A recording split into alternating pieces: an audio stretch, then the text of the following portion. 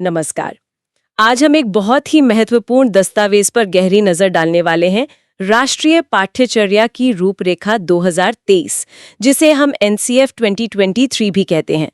हमारे पास इसके कुछ अहम हिस्से हैं और आज हम कोशिश करेंगे कि इसे इस तरह से समझें जिससे बहुविकल्पीय प्रश्नों यानी एमसीक्यू वाली परीक्षाओं की तैयारी करने वालों को मदद मिले। तो देखते हैं इसमें क्या खास है। बिल्कुल।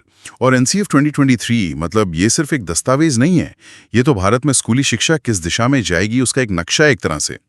और ये जानना भी दिलचस्प है कि ये बना कैसे।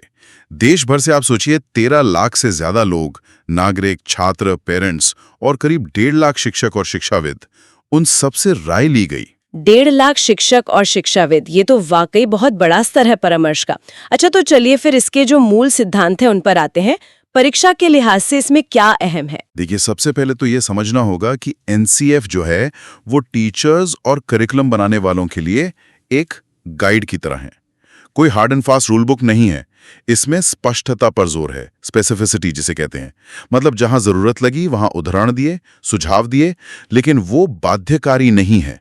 सेक्शन 1.2 में ये बात कही गई है। अच्छा, मतलब ये लचीलापन देता है? हाँ बिल्कुल, ये लचीलापन एक महत्वपूर्ण बिंदु है एमसीक्यू के हिसाब से भी, कि एनसीएफ दिशा दिखाता है, कोई हुक्म नहीं देता। ठीक है। और स्कूली शिक्षा के जो बड़े लक्ष्य रखे गए हैं, क्या उनमें से कुछ खास हैं जो परीक्षा में पूछे जा सकते हैं? हाँ, पूछे जा सकते हैं। सेक्शन 1.2.1 में 5 मुख्य लक्ष्य बताए गए हैं। इनमें से कुछ खास हैं, जैसे तर्कसंगत और स्वतंत्र सोच, मतलब रैशनल थिंकिंग, फिर लोकतांत्रिक मूल्यों को मजबूत करना, और एक और अहम है ज्ञानी मानसीय मूल्य, एपिस्टेमिक वैल्यूज। एपिस्टेमिक वैल्यूज, ये क्या है? जैसे वैज्ञानिक सोच रखना, सबूतों के आधार पर बात करना। तो सवाल बन सकता है कि भाई इनमें से कौन सा एनसीएफ का लक्ष्य है या नहीं है। समझ गई। अब आते हैं उस संरचना पर जिसकी काफी चर्चा हो रही है, 5+3+3+4 मॉडल। परीक्षा के नजरिए से इसके किन हिस्सों पर फोकस करना चाहिए? हाँ, ये संरचना, ये स्ट्रक्चर बहुत महत्वपूर्ण है। इसको स्टेज वाइज समझना होगा। पहला है फाउंडेशनल स्टेज, पूरे 5 साल का। इसमें 3 साल प्री स्कूल के और फिर ग्रेड 1 और 2। अच्छा। सेक्शन 2.3.1 में साफ है कि यहाँ खेल पर, एक्टिविटी पर जोर है, प्ले बेस्ड पेडागोजी और बच्चों के साथ एक केयरिंग रिश्ता। पंचकोश की अवधारणा भी यहीं आती है। और सबसे अहम बात, परीक्षा के लिए इस स्टेज पर कोई फॉर्मल परीक्षा नहीं होगी। कोई परीक्षा नहीं, तो फिर मूल्यांकन कैसे होगा? मूल्यांकन होगा, पर वो टीचर करेंगे, बच्चों को देखकर, उनका अवलोकन करके, क्वालिटेटिव ऑब्जर्वेशन। ये सेक्शन 2.3.1F में है। तो एमसीक्यू बन सकता है, फाउंडेशनल स्टेज में मूल्यांकन का मुख्य तरीका। जवाब होगा गुणात्मक अवलोकन। यानी शुरू के 5 साल खेल और टीचर का ऑब्जर्वेशन। जी ठीक है। अगला स्टेज? अगला है प्रेपरेटरी स्टेज। जी। ये 3 साल का है, जी। ग्रेड 3, 4 और 5। सेक्शन 2.32 कहता है कि यहाँ धीरे धीरे किताबें आएंगी, थोड़ी फॉर्मल पढ़ाई शुरू होगी। लक्ष्य होगा पढ़ना, लिखना, बोलना सीखना, और गणित, विज्ञान, कला, फिजिकल एजुकेशन जैसे विषयों की नींव रखना। तो यहाँ से थोड़ी किताबों वाली पढ़ाई शुरू, ग्रेड 3 से 5। ठीक है जी। इसके बाद आता है मिडिल स्टेज। ये भी 3 साल का, जी। ग्रेड 6, 7 और 8। अच्छा। यहीं से सेक्शन 2.33 के अनुसार सब्जेक्ट टीचर्स पढ़ाना शुरू करते हैं। मतलब साइंस का अलग टीचर, मैथ्स का अलग। ओके। और विषय थोड़े गहरे होते हैं, ज्यादा एब्स्ट्रैक्ट कॉन्सेप्ट्स आते हैं, और यहाँ अनुभवात्मक अधिगम यानी एक्सपीरियंशियल लर्निंग पर बहुत जोर है, करके सीखना। तो सब्जेक्ट टीचर्स की शुरुआत मिडिल स्टेज से, जी। ये पॉइंट जरूरी है। बिल्कुल। फिर आता है सेकेंडरी स्टेज। ये थोड़ा लंबा है, 4 साल का। हाँ। इसे 2 हिस्सों में बांटा है, ग्रेड 9, 10 और फिर ग्रेड 11, 12। अच्छा, 9, 10 अलग और 11, 12 अलग। हाँ। सेक्शन 2.34 में इसकी डिटेल है। ग्रेड 9, 10 में विषयों का फैलाव ज्यादा है, ब्रेड्थ। स्टूडेंट्स को 3 भाषाएं पढ़नी होंगी। 3 भाषाएं? हाँ, जिनमें कम से कम 2 भारतीय भाषाएं जरूरी हैं, और साथ में 7 मुख्य विषय क्षेत्र। 7 विषय क्षेत्र कौन कौन से? ये याद रखने वाले हैं: गणित, सामाजिक विज्ञान, विज्ञान, कला शिक्षा, शारीरिक शिक्षा, व्यावसायिक शिक्षा और एक अंतः विषय क्षेत्र। ये 7 हो गए। ये लिस्ट जरूरी है एमसीक्यू के लिए। और 11, 12 में? ग्रेड 11, 12 में स्टूडेंट्स को थोड़ी ज्यादा गहराई, स्पेशलाइजेशन और चॉइस मिलेगी विषय चुनने में। लेकिन फिर भी कुछ हद तक विषयों का फैलाव बना रहेगा, एकदम नैरो नहीं होगा। समझ गए। ये तो हुई संरचना की बात। अब आते हैं आकलन यानी असेसमेंट पर। आपने शुरू में कहा था कि एनसीएफ रटने पर जोर नहीं देता, तो आकलन में क्या बड़े बदलाव हैं, खासकर एमसीक्यू के नजरिए से? ये बहुत ही महत्वपूर्ण बदलाव है। एनसीएफ साफ कहता है सेक्शन 3.3 के बाद के पैरा में कि असेसमेंट अब सिर्फ ये नहीं जांचेगा कि बच्चे को कितना याद है। तो फिर क्या जांचेगा? वो जांचेगा कि बच्चे में योग्यताएं कितनी हैं, क्षमताएं कितनी हैं, कॉम्पिटेंसीज। पूरी असेसमेंट कल्चर बदलने की बात है।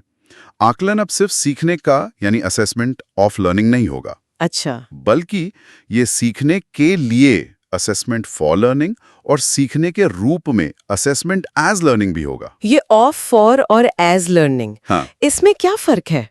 इस पर सवाल बन सकता है। हाँ, बिल्कुल बन सकता है। सेक्शन 3.4.2 इसे समझाता है। देखिए, असेसमेंट ऑफ लर्निंग ये है वो जो सीखने के बाद होता है, जैसे साल के आखिर की परीक्षा, ये जानने के लिए कि क्या सीखा। ठीक है। असेसमेंट फॉर लर्निंग ये सीखने के दौरान होता है, जैसे क्लास टेस्ट, होमवर्क। इससे टीचर और स्टूडेंट दोनों को पता चलता है कि कहाँ सुधार करना है। और असेसमेंट एज लर्निंग, इसमें बच्चा खुद अपने सीखने को देखता है, सोचता है कि वो कैसे सीख रहा है। सेल्फ असेसमेंट एक तरह से। अच्छा, खुद का मूल्यांकन। जी, और इसके साथ ही फॉर्मेटिव और समेटिव असेसमेंट के उद्देश्य भी अलग-अलग बताए गए हैं, भले ही टूल एक जैसे हों। सेक्शन 3.4.3.b फॉर्मेटिव है सुधार के लिए, समेटिव है उपलब्धि बताने के लिए। इनकी परिभाषाओं पर प्रश्न आ सकते हैं। और बोर्ड परीक्षाओं का क्या? ग्रेड 10 और 12 की, उसमें भी कुछ बदलाव है? हाँ, और ये तो एमसीक्यू के लिए हॉट टॉपिक हो सकता है। सेक्शन 2.3.4.c3 और D2 में लिखा है कि बोर्ड परीक्षाएं साल में कम से कम 2 बार होंगी। 2 बार? हाँ, और छात्र अपना जो बेस्ट स्कोर होगा उसका इस्तेमाल कर सकेगा। अरे वाह! आगे चलकर मॉड्यूलर परीक्षाओं की भी बात है, मतलब विषय के छोटे-छोटे हिस्सों की परीक्षा, और यहाँ तक कि ऑन डिमांड परीक्षा की भी संभावना बताई गई है।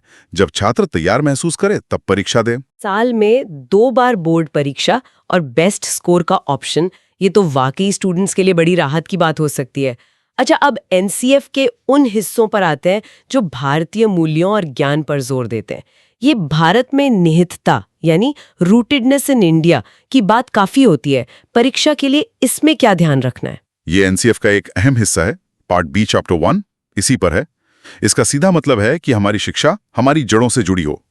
भारतीय शिक्षा परंपराएं, ज्ञान प्रणालियां यानी इंडियन नॉलेज सिस्टम्स, आईक्यूएस, और हमारी संस्कृति को शिक्षा में सही जगह मिले। तो आईक्यूएस के कुछ उदाहरण जो परीक्षा में आ सकते हैं? हाँ बिल्कुल। जैसे शून्य का कॉन्सेप्ट, बौधायन पाइथागोरस प्रमेय जो पाइथागोरस से भी पहले का है, आर्यभट्ट का त्रिकोणमिति में काम, ये बॉक्स 3.5i में है। विज्ञान और तकनीक में धातु विज्ञान जैसे वुड स्टील, खगोल विज्ञान की हमारी पुरानी परंपराएं, पर्यावरण संरक्षण के पारंपरिक तरीके। सही है। स्वास्थ्य में योग का महत्व, बॉक्स 1.1i, पारंपरिक खेल जैसे मल्ल युद्ध, कलारीपयट्टू, दर्शन में न्याय वैशेषिक जैसी प्रणालियां, बॉक्स 1.3i, ये सब महत्वपूर्ण है। अच्छा। हाँ, लेकिन एनसीएफ ये भी कहता है 1.3 में कि हमें बढ़ा चढ़ाकर दावे करने से बचना है, अतिशयोक्ति नहीं करनी है। ये संतुलन जरूरी है। अच्छा, मूल्यों, वैल्यूज और स्वभाव, डिस्पोजिशंस को कैसे सिखाने की बात है, कोई खास तरीका सुझाया है? जी, पार्ट बी का चैप्टर 2 इसी पर है। मूल्य जैसे लोकतांत्रिक नजरिए से सोचना, समानता, न्याय, विविधता का सम्मान करना, सेवा भाव, ईमानदारी, निष्काम कर्म। वैज्ञानिक सोच भी एक मूल्य है। इन्हें सिखाएंगे कैसे? 2 तरीके बताए हैं। एक तो सीधा, डायरेक्ट, जैसे ग्रेड 9 में नैतिक तर्क पर एक कोर्स होगा। अच्छा, एक अलग कोर्स। हाँ, और दूसरा तरीका है इनडायरेक्ट, मतलब भाषा, साहित्य, इतिहास, कला, सामाजिक विज्ञान पढ़ाते हुए इन मूल्यों को उभारना, भारतीय संविधान के मूल्यों और महान लोगों की कहानियों का इस्तेमाल करने की भी बात है। 2.2, 2.2.f। ठीक है। और पर्यावरण शिक्षा, एनवायरमेंटल एजुकेशन, आजकल ये बहुत अहम विषय है। बिल्कुल, एनसीएफ इसे बहुत महत्व देता है। पार्ट बी चैप्टर 3 इसे सिर्फ साइंस का हिस्सा नहीं माना है, बल्कि एक अंतः विषय यानी क्रॉस डिसिप्लिनरी क्षेत्र माना है। क्रॉस डिसिप्लिनरी मतलब इसमें विज्ञान भी है, सामाजिक विज्ञान भी है और हमारी सांस्कृतिक परंपराएं भी हैं, जैसे प्रकृति का सम्मान। ये हर स्टेज पर धीरे धीरे पढ़ाया जाएगा।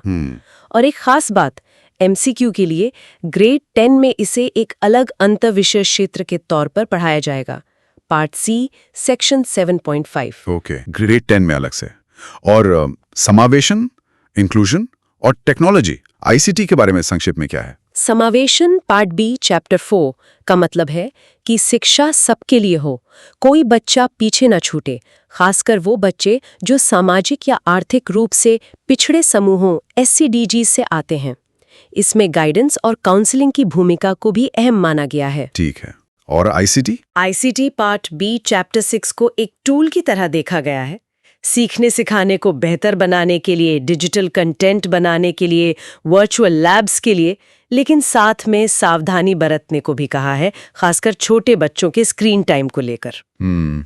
ये जरूरी है। हाँ, और कुछ नए एक्रोनिम्स भी हैं जिन पर नजर रखनी चाहिए, जैसे UI, यूथ फॉर उन्नति एंड विकास विद AI, और पुराने वाले भी जैसे TLM, UDL, NSQF, ZPD, ये सब भी पूछे जा सकते हैं। ये एक्रोनिम्स की लिस्ट देखनी होगी।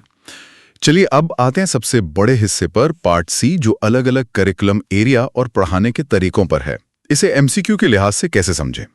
भाषा शिक्षा से शुरू करते हैं। भाषा शिक्षा पार्ट सी चैप्टर 2 में सबसे बड़ी बात है त्रिभाषा सूत्र, यानी 3 लैंग्वेज फॉर्मूला। हाँ, ये तो सुना है। लक्ष्य है कि ग्रेड 10 तक बच्चे 3 भाषाओं में बेसिक काम करने लायक हो जाए, और इन 3 में से कम 2 भाषाएं भारतीय होनी चाहिए। 1.6.1। अच्छा, 2 भारतीय भाषाएं जरूरी। जी, और पहली भाषा जो अक्सर मातृभाषा होती है, उसमें अच्छी पकड़ बनाने पर जोर है। और कोशिश ये होनी चाहिए कि शुरुआती सालों में बाकी विषय भी इसी R1 में पढ़ाए जाएं, मतलब मीडियम ऑफ इंस्ट्रक्शन यही हो। ओके। और 11वीं-12वीं में? ग्रेड 11-12 में कम से कम 2 भाषाएं पढ़नी होंगी, जिनमें एक भारतीय भाषा होनी जरूरी है। और NCF ये भी कहता है कि भाषा सीखना सिर्फ अक्षर सीखना नहीं है, ये संस्कृति को समझना भी है। भारतीय सांकेतिक भाषा यानी ISL का भी जिक्र है, बॉक्स 2.4 आया है, और स्कूलों में लाइब्रेरीज के महत्व पर भी जोर दिया गया है। 2.6 तो MCQ में भाषाओं की संख्या, R1, R2, R3, MOI या ग्रेड के हिसाब से क्या जरूरतें हैं, ये पूछा जा सकता है। ठीक है। गणित के बारे में क्या खास है परीक्षा के लिए? गणित पार्ट सी चैप्टर 3 का लक्ष्य सिर्फ सवाल हल करना नहीं, बल्कि लॉजिकल सोच और प्रॉब्लम सॉल्विंग स्किल बढ़ाना है। 3.11 शुरू में नंबर्स, ऑपरेशंस, पैटर्न पहचानने पर ध्यान है। 3.4.11 MCQ के लिए भारतीय गणितज्ञों का योगदान, जैसे बौधायन प्रमेय, आर्यभट्ट का काम, बॉक्स 3.5i, ये जरूरी है। और एक मजेदार बात है संगीत और गणित का कनेक्शन, जैसे सुरों, श्रुतियों और फ्रीक्वेंसी का अनुपात, बॉक्स 3.6i। अच्छा। संगीत और गणित। हाँ। और आकलन में सिर्फ जवाब सही है या नहीं ये नहीं देखना, बल्कि ये देखना है कि कॉन्सेप्ट समझा है या नहीं।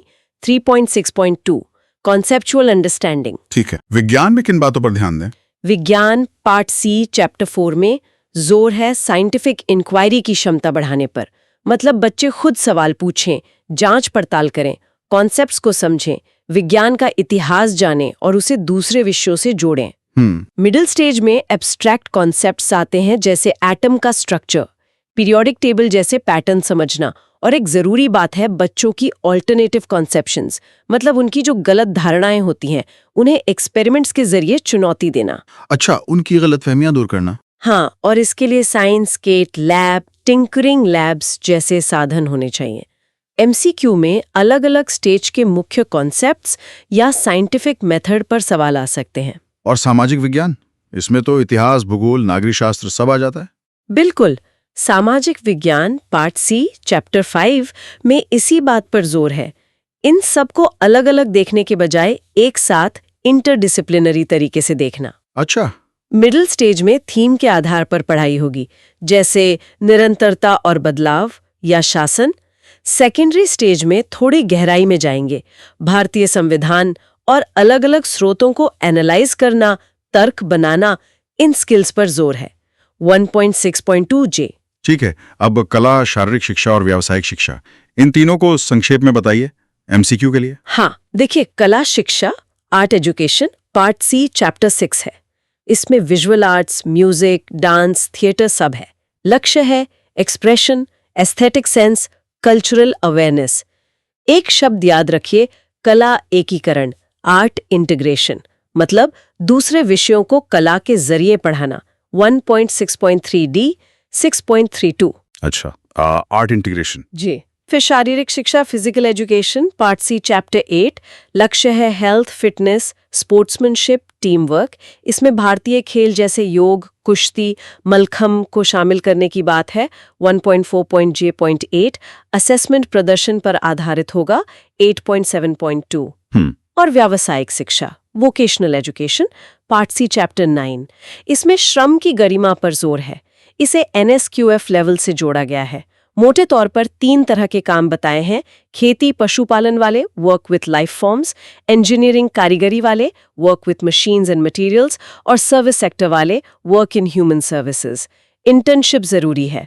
1.6.4 डी, ग्रेड 11-12 में योग इंस्ट्रक्टर, हेयर स्टाइलिस्ट जैसे खास कोर्स भी हो सकते हैं। 10.5 MCQs इन 3 क्षेत्रों NSQF या कोर्स के उदाहरणों पर बन सकते हैं। अच्छा, और वो अंतःविषय क्षेत्र कौन से थे जिनका आपने पहले जिक्र किया था? हाँ, सेकेंडरी स्टेज में 2 हैं, 6-7-5।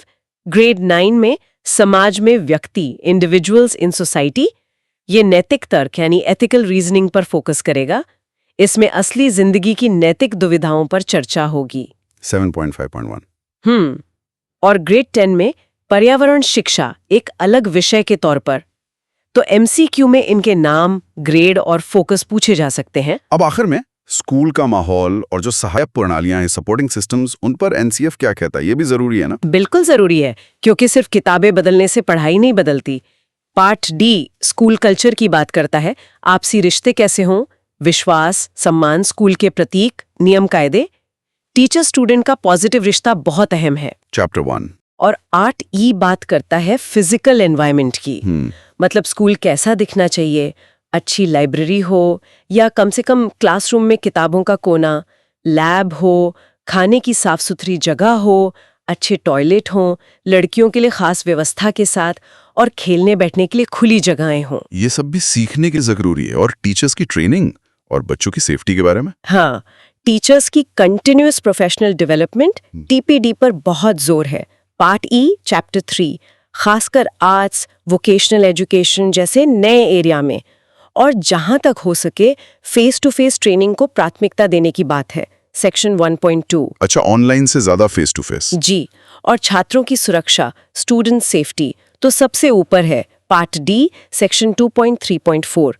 इसमें फिजिकल सेफ्टी, इमोशनल सेफ्टी और आजकल बहुत जरूरी साइबर सेफ्टी भी शामिल है। इसके लिए साफ नियम बनाने और जागरूकता फैलाने की बात कही गई है। 2.3.4.6। साइबर सेफ्टी भी। हाँ, तो MCQ में TPD के तरीके या सेफ्टी के अलग अलग आयामों पर सवाल बन सकता है। तो हमने NCF 2023 के लगभग हर अहम पहलू को छूने की कोशिश की, खासतौर पर उस नजरिए से जो MCQ परीक्षाओं के लिए उपयोगी हो। संरचना, सिद्धांत, विषय, आकलन, स्कूल का माहौल, सब कुछ। हाँ, और अगर सार निकालें तो यही है कि NCF रटने से हटकर समझ, योग्यता यानी कॉम्पिटेंसीज और बच्चे के पूरे विकास पर फोकस कर रहा है। तो परीक्षा की तैयारी के लिए परिभाषाएं जैसे आकलन के प्रकार, स्टेज 5+3+3+4, लक्ष्य, खास उदाहरण जैसे IKS के वोकेशनल कोर्स के, संख्याएं जैसे ग्रेड 9-10 में कितने विषय, और ढांचे जैसे 3 भाषा सूत्र, इन पर ध्यान देना होगा। और हाँ, वो एक्रोनिम्स की list, TLM, TPD, UDL, NSQF, ZPD, UI वगैरह, वो भी जरूर देखनी चाहिए। तो ये सारी जानकारी परीक्षा में तो काम आएगी ही, पर शायद इससे भी ज्यादा जरूरी ये समझना है कि हमारी स्कूली शिक्षा अब किस तरफ जा रही है। बिल्कुल सही कहा आपने। और यहीं पे मैं एक सवाल छोड़ना चाहूंगी सबके सोचने के लिए। ये जो नई रूपरेखा है, इतने अच्छे इरादों के साथ, क्या ये वाकई जमीन पर, स्कूलों में, क्लासरूम के अंदर सीखने के अनुभव को बदल पाएगी?